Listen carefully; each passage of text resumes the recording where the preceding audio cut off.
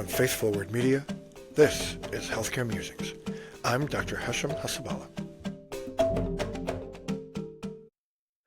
Welcome, everybody, to Healthcare Musings. So happy to have you with me. I have one of my truly best friends for years and years. He is very dear to me, very close friend of mine, and he happens to be in the AI space. As part of our series on Healthcare Musings about AI and medicine, I thought it would be very interesting for us to hear from somebody in AI who's not in medicine. He has family is in medicine, but is not in medicine himself. And so I wanted to pick his brain and get his sense about artificial intelligence and where he sees it with respect to the healthcare space. So, Eiman Abdelmoneim, I'm very happy to have you on Healthcare Musings. Welcome, sir.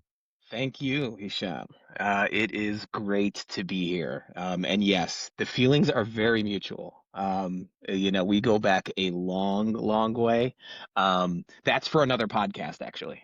Yes, that's actually true. Although if we do that, then what we need to do is we need to bring out some old pictures as well. And then people will believe that once upon a time you actually did have a full head I of hair. did have a full head of hair. That is very correct. I can confirm I that. did have a full head of hair.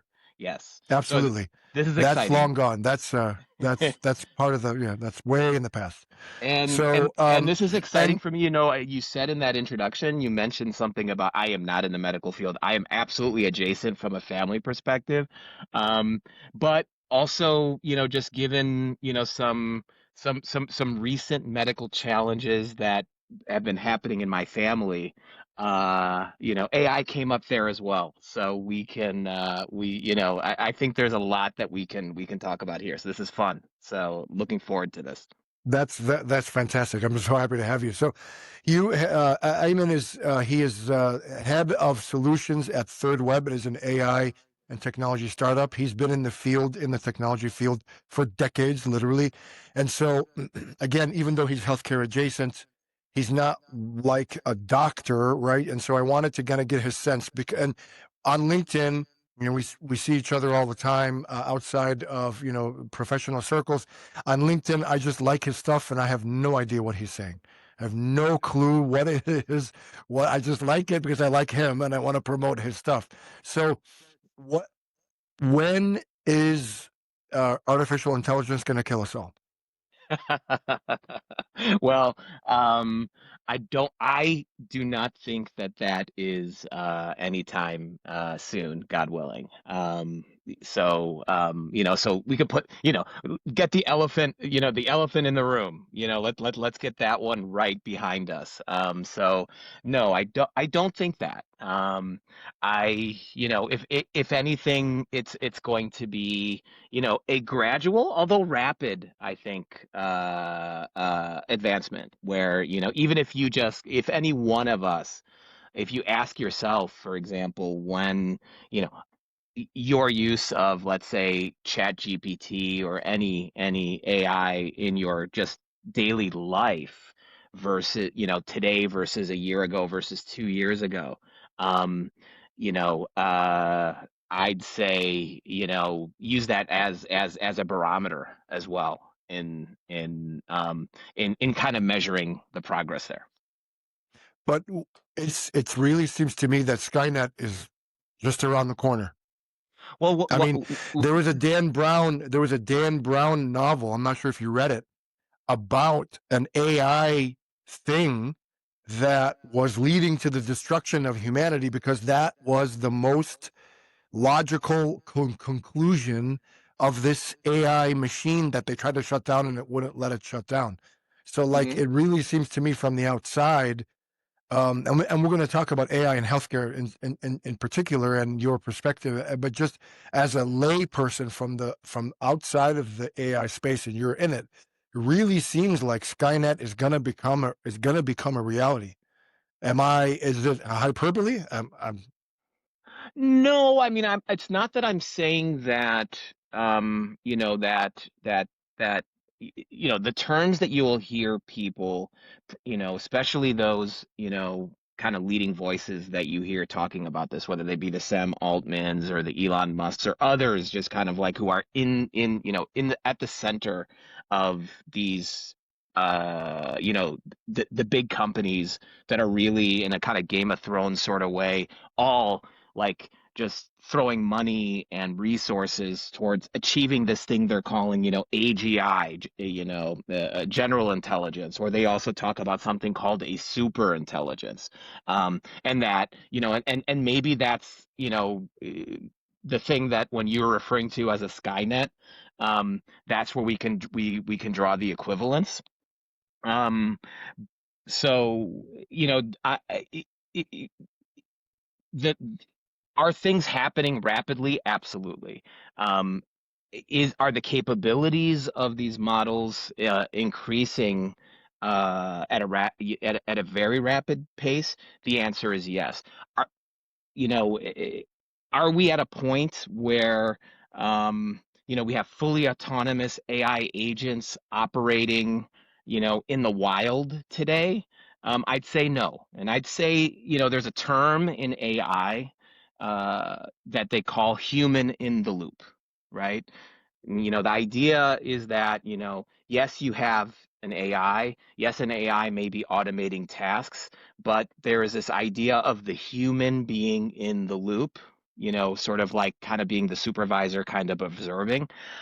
I personally think that, we will have human in the loop, for the next, 5 to 10 years, right? Before you start really seeing these just fully autonomous, like, AI agents just, roaming around, conducting commerce, making decisions, spawning other AIs. Um, i- i- it's it's something that isn't like just a figment of our imaginations. I will say that, Hisham. But is it right around the corner? I'd say no. But that's still frightening. If it spawns other AIs, and again, so we'll start in the healthcare space. Like I had a podcast episode where I said this is what doctors do that AI can't. One, I think an advantage of me as a doctor is that I can tell a patient or their family, I don't know what's going on, Hmm. and that humility actually is a strength. And it says, I don't know what's going on, and I'm committed to finding out with you what's going on. The other thing AI can't do is hold the patient's hand or hold their family's hand when their family member is dying. Hmm. And that's where I think being a doctor is going to, they're not going to just replace us all. I had a mutual friend, Dr. Safwan Halabi, on our show talking about AI and radiology. So AI cannot say I don't know. It Hmm. just makes stuff up, right? And so in I think where I told my daughter who's aspiring to be a physician, she's pre-med. I told her, don't be a scribe. Don't be a scribe because that's going to be taken over by AI very soon. This was a couple of years back. And you know what now? Now I have an AI scribe on my app, on the Doximity app, and I love it. All I do is talk to it, and it writes it with punctuation, and it puts everything where I want it. And if I put the template and where I want it, it's really been a game changer as far as making documentation easy. If I say, what is the literature behind X? The AI agent, whether it's called Open Evidence, which is based on the National Library of Medicine, or Doximity's ChatGPT AI thing, it just scours the literature. I mean, when I was in med school, I literally went to the library with books, bounded books of journal articles, and would go to the copy machine. I don't think some of the members in the audience even know what a copy machine is, and would go and make copies of paper articles, and I would have paper articles stacked like this to write a research paper. Now, in the palm of my hand, I just say, what's the evidence behind whatever? And it scours everything in seconds. Hmm. So I think what's your perspective on that for you, as you're very much versed in the healthcare field, and you can tell me about kind of your experience with AI and the healthcare for you, with your family, if you'd like. Well, I mean, what I would say to you is that where I work, it's not just that we ourselves are building AI product, but I also happen to work in a field. It's a category of knowledge work, which I believe is like of the all the categories of knowledge work that are out there, sort of like software and technology, I think is like at the lead right now in terms of seeing the changes to our daily, like the daily tasks um, in our industry has changed significantly in the past 24 months. And I think if you use that as a model, it can help you to kind of understand the impact that it's going to have on other knowledge work areas. So what do I mean by that, right? One framing I really like to use, Hisham, is, first of all, well, what is an LLM, right? What are these things, right? Um, well, really quickly, right? Ultimately, what they are is, they've been trained on these huge corpuses of data, right? And at the end of the day, what they do is they kind of like take input tokens in, right? That's what your prompt is, right? That's the content that you're feeding in. And then what it's doing is it's kind of like mapping in this n-dimensional space of how it's been trained, sort of like, kind of like finding similarities and other things. And what it does is it gives you an output. Okay. So think of it as input tokens in, output tokens out, right? Now, if we all take a step back as knowledge workers and we ask ourselves, yes, sure, I'm a doctor, but of the tasks that I do as a doctor, you describe some of the tasks that maybe aren't LLM in nature, right? You're talking about touching, you're talking about feeling, you're talking about empathy. But then what percentage of what you do on a daily basis as a doctor is, very much input tokens in and output tokens out, right? You talked about scribing. Like that's low hanging fruit, right? Like there's a lot of clerical work that all of us as knowledge workers have to do that that is, I would call it LLM like category, right? You don't necessarily have to do much reasoning. What you just have to do is you just have to pattern match, right? Um, Hmm. so, whether it be scribing, whether it be um, like, research like what you said, um, I, you know, before, I have with my I happen to like Anthropic and Claude, but so with my Claude, I have different chats that are the history. So my daughter recently had to go through a kidney transplant. This happened, last December. And it like the whole history. What I've done is I've taken the whole history of my daughter's kidney like labs out of her my chart, and I have it all in like essentially like a single chat, right? So now Claude has full context of everything from pre-transplant to when the transplant was happening to post-transplant. So now, and this is actually a true story. What happened 3 or 4 weeks ago? My daughter texts me at 8:02 p.m. and and she says, Baba, I'm really, oh my gosh, I can't believe I did this. She has to, as as a physician, she has these, her immunosuppressants that she has to take 8 a.m. and 8 p.m. Well, what ended up happening was she mistakenly took her AM at the PM, and one of the Hmm. medications were out, right? Now, according to the booklet that we were handed by the transplant team at Lurie's Children's, right? They said if there's ever a thing where miss your immunosuppressants or whatever, if you have a question, call the on-call person. Okay, right? Hmm. This is on a Saturday. This is on a Saturday night, right? So I call up Lurie to page whoever the nephrology is who's going to be on call, right? In the meantime, what I'd done is I had also asked Claude in that session, here's what happened, here's the medication that she, actually technically doubled up or took 12 hours before she, she took it 12 hours earlier than she normally would. And I got an answer.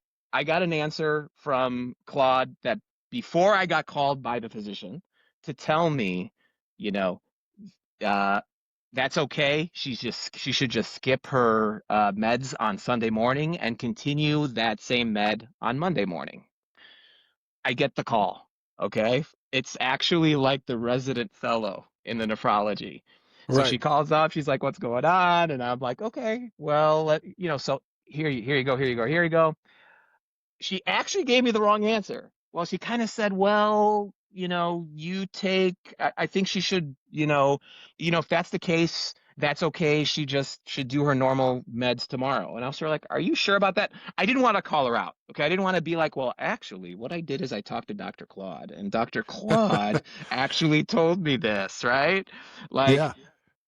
so I had her check it, and then she was sort of like, she kind of paused, and then she sort of like kind of hit, entered it into the computer, it sounded like. And then long story short is she came to the same conclusion. Now I share that very long-winded story with you to just sort of tell you that, like, um, that ability of Claude to be able to have the full history and the full context instantly, across all 13 years of the data that, let's say uh, that was involved with my daughter's kidney condition.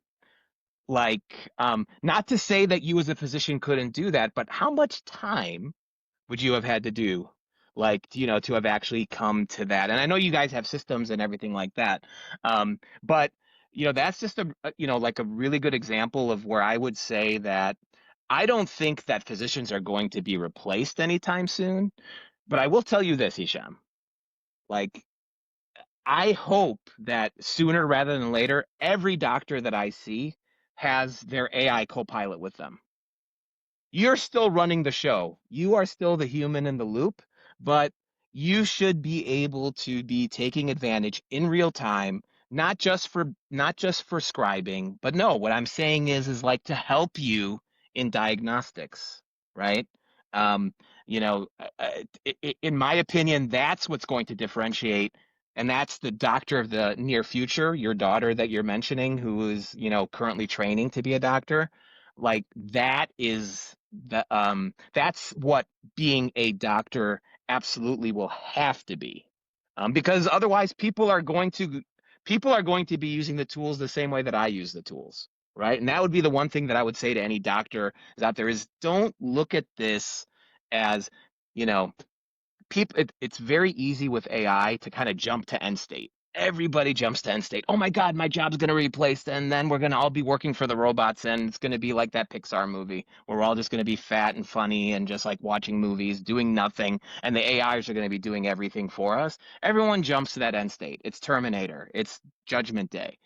I would say that, like, put that aside from you and now take a look and say to yourself, like, what are these incremental ways that AI can be leverage for me? So as a doctor, don't look at it as a threat, but look at it as leverage. And I think, like, the healthcare system should be thinking of this as, how can I leverage the care that we give by augmenting whatever it is that we do as human beings with what the strengths and the capabilities are of these AIs, right?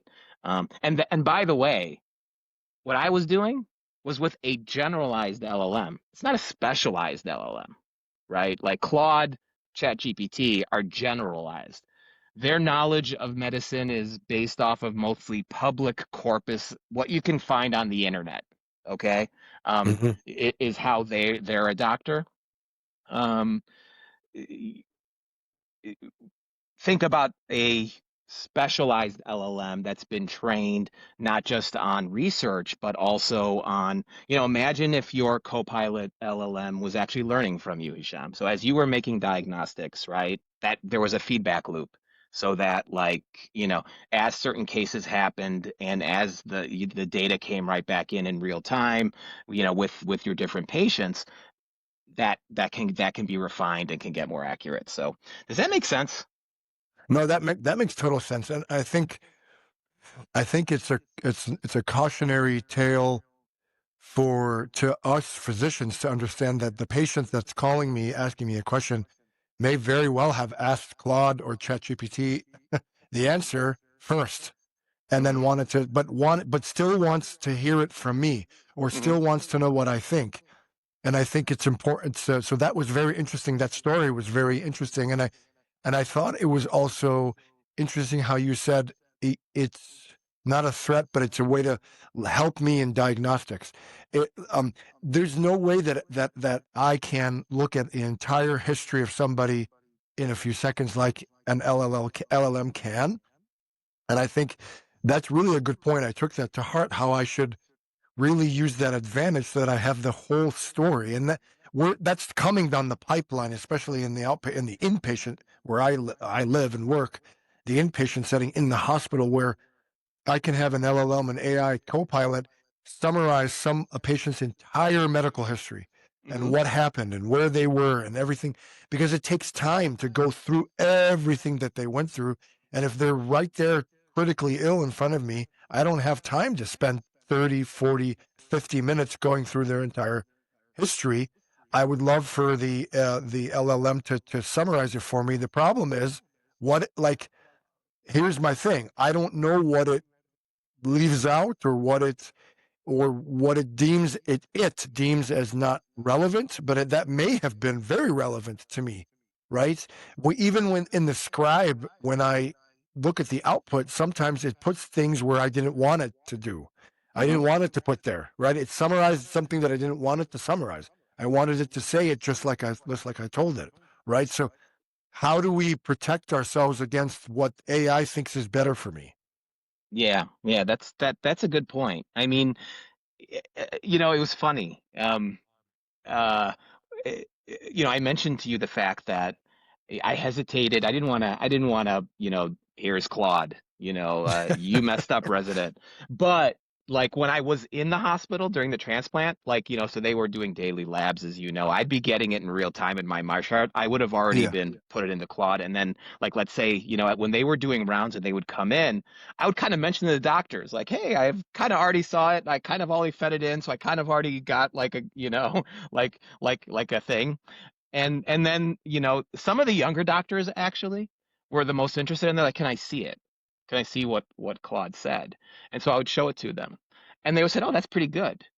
Here's the thing that I want to say also to doctors, Hisham, which is that, look, that's me layman prompting, okay?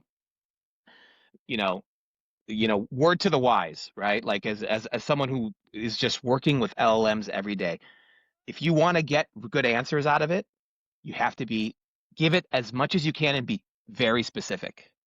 Be as Mhm. specific as you can, okay? Be as wordy as you can. Don't worry about it.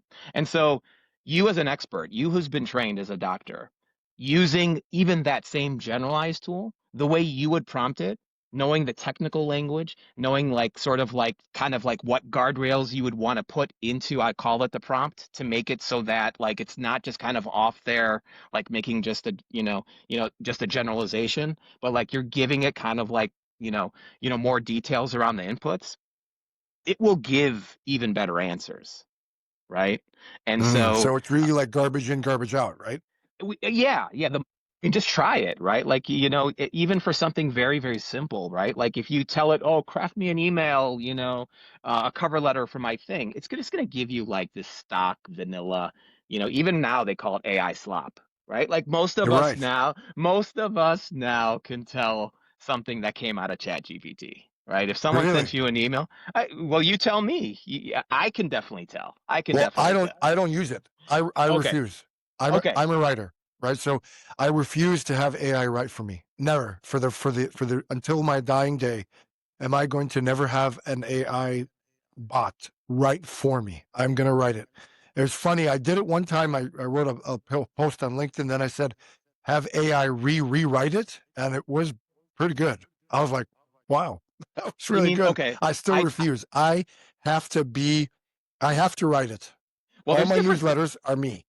Okay, fine. I'm not saying do it for your newsletter, but there's definitely got to be quote unquote writing you do. That, man, if you could just hit a button, get it done. Great example. I was working with my high school daughter who needed to get a resume. Now we could sit there and we could like write, bring up Microsoft Word the good old fashioned way, and then we can bring up the template and we can start trying to, you know, like, do this ourselves, or we could just, kind of say, I want to give you some bullets, Chat GPT. You create the resume for me, right? Fair And enough. fair Fair enough, enough. right? Fair So enough. No, no, no. so I Fair enough. agree that like the memoir, your the great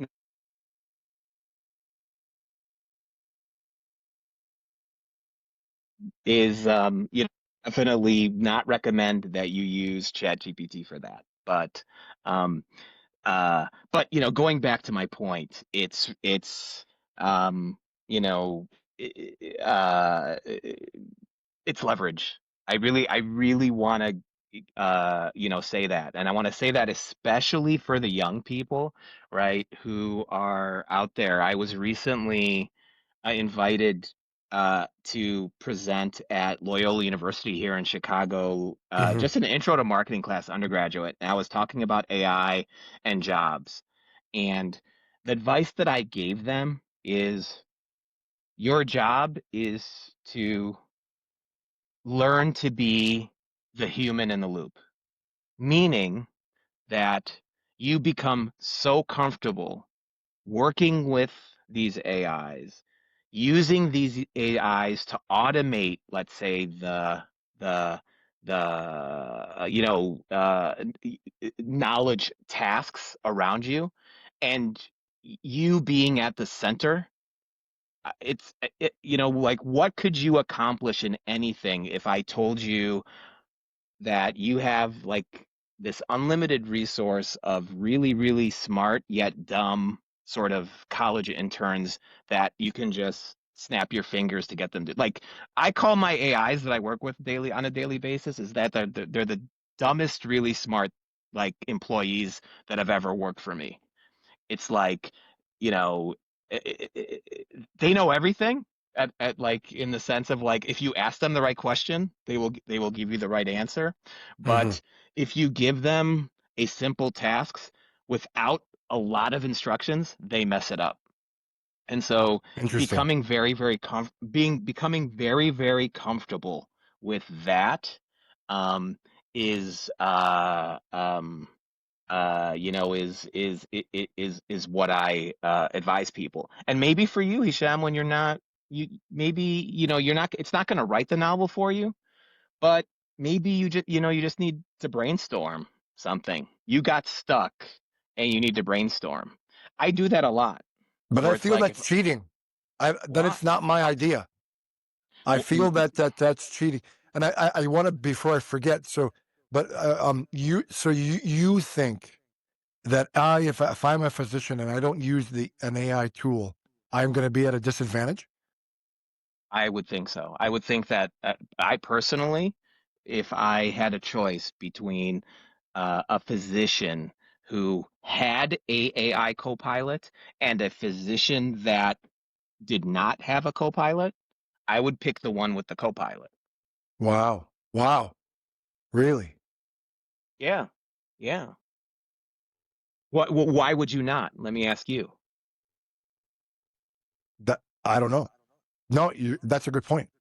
But then again, okay, keep going back. So if I'm stuck, which happened to me, right? I wrote a screenplay. I got stuck at page 75. No idea where to go. But Mhm. if I didn't have, it was way before ChatGPT. But if I told ChatGPT, I'm stuck, man. What do you do? And it tells me the story. That's not me. That's ChatGPT. How can I put my name on that? Well, And how so I do kind you of gain feel like, well, inspiration today? I didn't come up with the diagnosis. I'm just Mhm. sharing with you, like, I didn't come up with the diagnosis. The bot did. Well, But then I think about it in the other way.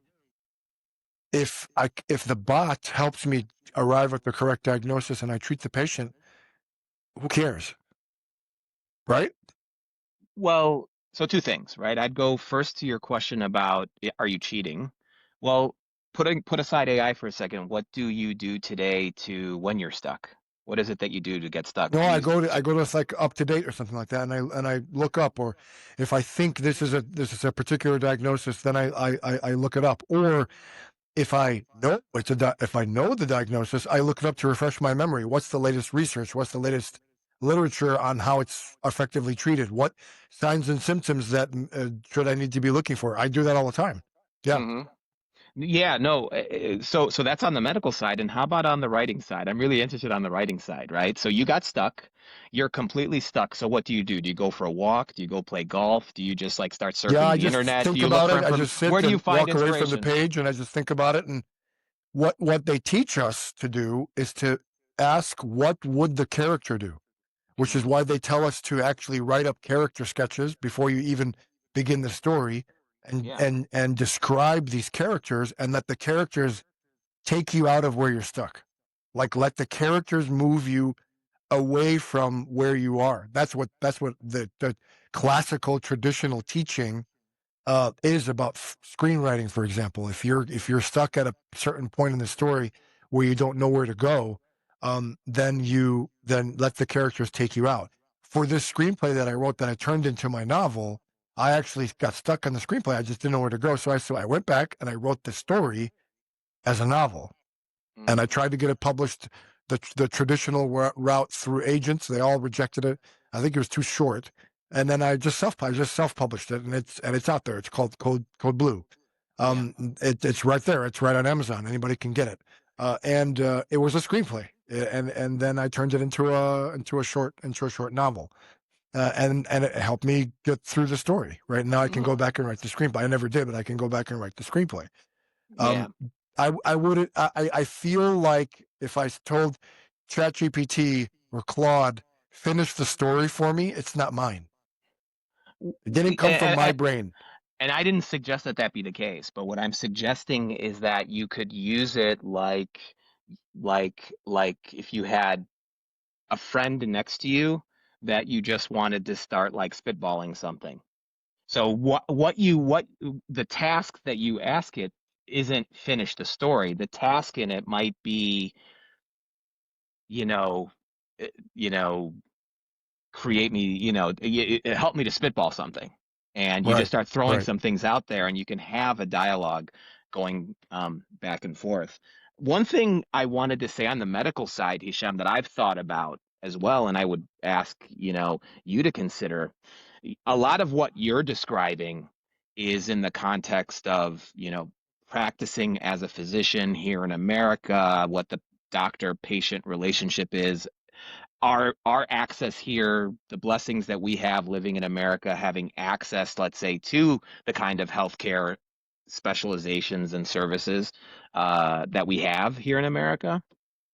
But there's another angle to this. There's a whole big world, right? And one of the things to think about, you tell me, I've heard the rumor is that there's a shortage of doctors, not just in America, but just in general. I start thinking about like, refugee communities overseas, war-torn areas overseas, friends of ours who run like global and medical NGOs. Yeah. What, a medical co-pilot i- in that context suddenly to me takes on a completely different meaning, right? It's about scaling, it's about access, it's about giving um, distributing this knowledge in a way to people that would never have been able to have those opportunities today. Today, I think that they either have to fly someone like you in, or they have to, if they have a good internet connection, they get you on a Zoom. But what if, like, everything that you and I just talked about, you and your co-pilot, now we could take that digital version of Dr. Hasabullah, and now Dr. Hasabullah could be out in some remote rural area of, who knows where in the world, and to be, and those same cases, which would never have been listened to or seen, now suddenly, at a minimum, there's a way to triage these things. That's fascinating. I never thought about that because I come at it from a very ethnocentric, America-centric medicine, but I never even thought about refugee and emergency medical situation. That's fascinating, and I mean, how could you not? Right? Like, how could you not leverage that kind of power? These AI things, they can field 30,000 messages from patients all at once. There's no way a human doctor can do the things that a machine can do. Hmm. And I kind of get that. That's actually very, very fascinating. At this, so you made me think about that a lot. Like why resist the tool if it'll help me become a better diagnostician? I can still hold the patient's hand. I can still talk to the family. I can still express empathy. I can still do the procedures. I can do all those things. But if it makes me a more efficient diagnostician, why should I resist that? That's very interesting, and that really made me think. And AI is going to take jobs, man. It already has, don't you think? I mean, AI has scribes. I have the Hmm. scribe in my app. I'm not going to pay millions of dollars to a scribe company to have some pre-med student. And my nephew, he was a scribe. That's how he Hmm. got into medical school. He's not in medical school. He was a scribe, but that's gone. Why would I spend millions of dollars for a scribe when I have it for free? You know what I mean? Yeah. AI is going to take jobs. Yes? For sure. And I think that's where I go back to what I told those students at Loyola University, where I said, you need to be the human in the loop. 100%. If your job is 100% that mechanical, like knowledge work type thing, input in, output, I agree with you. Like those jobs are more and more going to fall by the wayside. If all you're doing is kind of mechanical clerical work or something like scribing.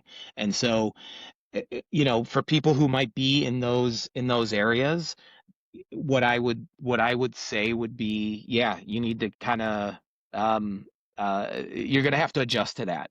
Um, and I think that those portions of all of our jobs that are, because we all have those aspects in what we do, Mhm. that will go away. I think the other thing that we've seen in my industry is the blurring of lines, right? So because AI is an enabler, for example, when we're building software, there's someone who has the role of the product manager. The product manager's job is to understand like what let's say what it is we want to build in the product, and then they build the requirements, and then the product manager would hand that to a designer would mock up, let's say, designs, right? And then the designer would hand that off to a software engineer who is then responsible, let's say, for building the building that design. Okay. And then there would be, let's say, another person who would be responsible for reviewing the code of the developer. And then there would be somebody who was responsible for testing the software before we're going to, let's say, release it to the public. And so you could see there's like 5 or 6 roles that I said. Well, now with AI, a product manager can take those requirements and can have an AI generate a mockup. Okay. Mhm. What you can do is that once you have a mockup, you could or a design, you could create like a working prototype. Again, using just AI tools. Um, and then when it comes to like building the actual like official product, right? Which is taking um, that that working prototype and then turning it into a production application, which is what the software engineer it does. Again, the software engineer, that used to be maybe a team of engineers who would, would just bang out the code. Well, now like we have, a single software engineer can have coding agents that are working, where what you can do is you can instruct the agents to build different parts. Again, you are the human in the loop. And then the reviewing could also be done by an AI. And so you can see that, like, everybody's job is going to change. In all Mhm. of those cases, I still see humans in the loop. But for a person who is worried about this, this is where again I'm just going to say I'm going to look in the camera and I'm going to say think of AI as leverage. It is leverage. Don't, it's not about the fear. Think about the leverage. Think about how it can turn you from a 1x employee to a 10x employee, right? A 10x employee is somebody who can do what their job is plus, you know, five or six other things, right? And so every single one of us should be able to uh to look at what it is that we do and say what are the tools, what are the skills I need to become a 10x. That's fascinating. That's great. That's great advice. I mean, um, yeah. I mean, I'm also in addition to being a clinician, I'm a physician advisor dealing with the insurance space and inpatient status and denials. And I know it's going to be, I know my job as a physician advisor writing appeal letters, which is what I do now, and I really enjoy it. And I would love AI just to summarize the case for me, and then I can write the appeal based on my clinical judgment. But I know that that one day is going to go away.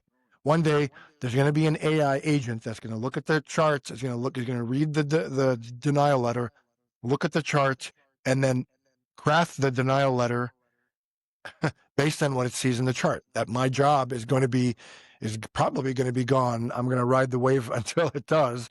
And it's funny that like in the insurance revenue cycle space, it might end up being a battle of AI bots. The insurance company will use AI to deny claims, and the hospital providers will be using AI to rebut the denials, and then you'll just have this battle of the bots. I'm going to talk to the head of our physician advisory group about that very issue in a future podcast episode. But I really love how you tackle the fear, which I think is real, head on, and just say use it as leverage to become a 10x employee or a 10x physician. Hmm. That and when you told me like if you as a patient would rather have a doctor with an AI co-pilot to help him make the diagnosis as opposed to someone that it's all in here when it can't be. Which is why I look up stuff, which is why they let us look it up when we take our board exams, right? Um, Hmm. it's just you've really made me think about that in a whole new way. Think of AI in a whole new way. And there's Absolutely. some opportunities, I think, to improve healthcare, right? I know that as a on the patient side of things, especially if you're going through some sort of complicated medical situation like a kidney transplant or anything, right? Where you're not dealing with just one physician, you're dealing with these siloed physicians. Each, someone's a nephrologist, someone is you have all these different silos. And unfortunately, unless you have an advocate, somebody who sits in the middle, who can kind of like centralize all of the information and all of the communication and making sure that the left hand is talking to the right hand. Um, I'd also say that, this might give an opportunity for, let's say, a specialist doctor, or I would want the world I see would be that I would come, let's say, with my digital companion, let's say, which represents my, it's like my chart, but the AI version, right? So if I had Right. my global my chart that represented Amen and represented all of my medical stuff, number one, I just had to do this. I have a doctor's appointment tomorrow, and it's like, gosh darn it, I got to fill out another gosh darn form. Like, I, like I just want my agent to do that. I just want my digital thing. Okay, book me the appointment and fill out whatever forms you need me to do electronically. My AI agent can do that, okay? And then yes, I want to be able to all of the history, all of the medications I'm taking or I was taking or I wasn't taking, all of that knowledge is embedded there. Um, and then like I'd be able to share this information with your co-pilot, right? Yeah. And you could have like doctors, co-pilots like talking with each other like within the system. I don't know. You tell me, things fall through the cracks, right? Even No, no, between a doctors, even hundred between percent. doctors. 100%. Critical care doctors are supposed to be that advocate.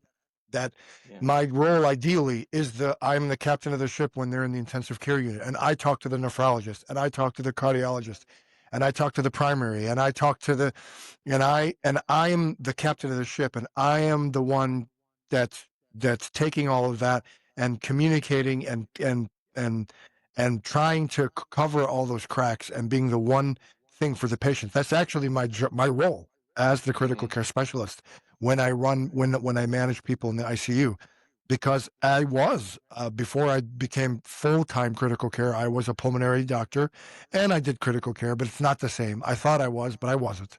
I know I wasn't. I was not really a critical care specialist. Um, I was the lung doctor, and I'd come in and your lungs are fine, right? Everything else is falling apart, but your lungs are good, right? And it's frustrating. Even now, as a critical care specialist, it frustrates me when the specialist comes in. They're silent. Kidneys are better. The patient's dying, but yes, the kidneys are better. So when they come and they tell the kidneys are better, the family thinks, oh, that means they're going to get better. They're not going to get better, and that's my job to give them that entire perspective. So there is a human clinician that does that. That's us, the critical care specialist. And so it's very interesting to hear that from you as a patient or from the other side. So Listen to this uh, one, and then you want me to like now here's the mind-blowing thing, and then you're talking about critical care. Well, what if my digital companion, let's say that for whatever unfortunate circumstances I'm unable to speak on my own behalf, right, in terms of like end of life type decisions. Are we that far away from a world in which my digital companion would weigh in on like what my actual like desires were, as it relates I to would end be of life decisions? very uncomfortable. I would be very uncomfortable letting you die because your digital companion said, oh, Eiman would never want this. I'll be honest. It's because when I ask family members, I ask them if, for example, I'm just going to use your name. If Eiman saw himself sitting in the bed right now, hooked up to machines, what would he say? The way I put it that way because then it takes the burden of I am the one pulling the plug out. You're not making that decision. Eiman is. You're just speaking for him. So yes, but I would much rather have that come from Eiman's healthcare power of attorney, the human being who knows Mm. Eiman. Right now, I don't know that I'd be very uncomfortable, withdrawing aggressive artificial life support based on Eiman's Claude. But what if we get to a point where one can give their health power of attorney to their digital companion? That's fascinating. I never even thought about that. That's fascinating. I mean, how many people do you See, meet who don't Skynet, have bro. family? How many people exactly? We started with Skynet, we end with Skynet, baby. It's Skynet, bro. What if Claude doesn't like you and and that'll changes? be the Oh go. yeah, Eiman would not want this. Oh yeah. Or Claude knows that then there's someone that can get your inheritance or whatever. Oh no, oh yeah. Eiman wouldn't want this. Yeah. Let him die. I don't know, man. We end where we begin with Skynet. Eiman Abdelmoneim, it's been an absolute pleasure. I think your perspective is that's why I brought you on the show. It really made me think, and I really do want to be that 10x doctor, and I think I have to get over it and maybe start using AI tools to my advantage, inscribing, making me more efficient, lessening the administrative burden, and also making me a better diagnostician. I think that's fantastic. Thanks so much for your time and your perspective today. Anytime, it was great. It was great to be here, and in my eyes, you are a 10x doctor. Oh, you're So, so kind. The check is in the mailbox. All right, Eiman, all take right. care. Thanks so much for You, coming on the show. all right. Bye.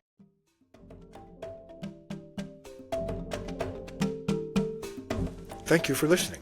Sign up at healthcaremusings.com to get every episode delivered directly to your email. And please don't forget to leave a 5-star review. Thank you so much.